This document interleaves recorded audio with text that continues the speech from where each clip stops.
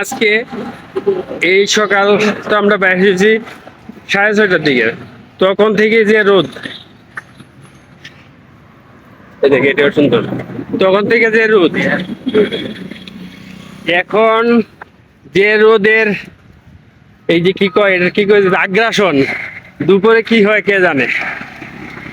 কালকে খুব গরম ছিল, কিন্তু রাত্রে প্রচুর বৃষ্টি হয়েছে, যার কারণে ঘুমটা ভালো হয়েছে সিলেটে যারা আছেন। আর এখন থেকে শুরু হয়ে গেছে কিন্তু আবার রোদের ঝলকানি। হ্যাঁ, সারাদিন কিভাবে যায় কে জানে। কালকে খুব গরম ছিল, কিন্তু রাত্রিতে বৃষ্টি হওয়ার পরে, সন্ধ্যার পর থেকে বৃষ্টি আসাতে অনেক ভালো সিচুয়েশনে আমরা ঘুমাইছি। দেখুন রাস্তাঘাট কত ক্লিয়ার, সুন্দর। কারণ আমি ফুটপাথ দিয়ে হাঁটতেছি, তাই ফুটপাতের যে আমাদের চির চেনা যতই দেন কত সুন্দর এগুলা বসাইছে, তারপর আমরা কিভাবে নোংরা করে রাখছি, এটা আমাদের দোষ। এই এই টাইলসগুলোর দোষ না, কিন্তু এটা আমরা এইরকম রাখছি।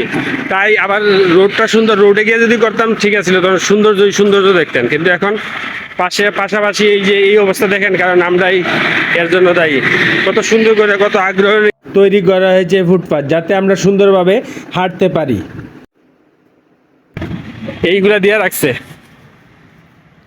কিন্তু আমরা এইগুলোর যত্ন নিতে পারি না, ময়লা করে রাখি সবসময়। এটা আমাদেরই ব্যর্থতা। সবাই এই ব্যাপারে আমরা সজাগ থাকবো, সচেতন থাকবো। কারণ সুন্দর সিটি করতে বা যে কোনো সৌন্দর্যতার মধ্যে একক অংশগ্রহণ কি কয়, একক প্রচেষ্টা হয় না, সবার সম্মিলিত অংশগ্রহণ লাগে।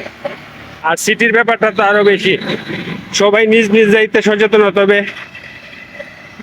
শহরকে পরিষ্কার রাখতে হবে। এই চিন্তা মাথায় থাকলে তখনই আমাদের সিটি সুন্দর হবে। কিন্তু ওই যে একজনে এসে করে দিয়ে যাবে, এটা কখনোই সব না। ওনারা তো করে দিলেনি, আমরা কি রাখতে পারলাম ঠিক? আমরা ঠিক রাখতে পারি নাই। এটা আমাদের দায়িত্ব ছিল। এই দেখেন কত সুন্দর সুন্দর গাছ লাগাইছে। যদি এইগুলো, যদিও এই ফুলের প্রতি মানুষের আকর্ষণ নাই, যদি আকর্ষিত ফুল থাকতো এই ফুলগুলো আমি ভিডিওতে ধারণ করতে পারতাম না, কারণ ফুলগুলো আগেই মানুষের নিয়ে যেত।